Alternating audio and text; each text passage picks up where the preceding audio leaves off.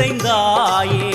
உன் திருநாமமே இங்கு பல கோடியே, அதில் எதை சொல்லி நான் அழைப்பேனோ. எல்லாம் வல்ல தாயே எங்கும் நிறைந்தாயே, எல்லாம் வல்ல தாயே எங்கும் நிறைந்தாயே.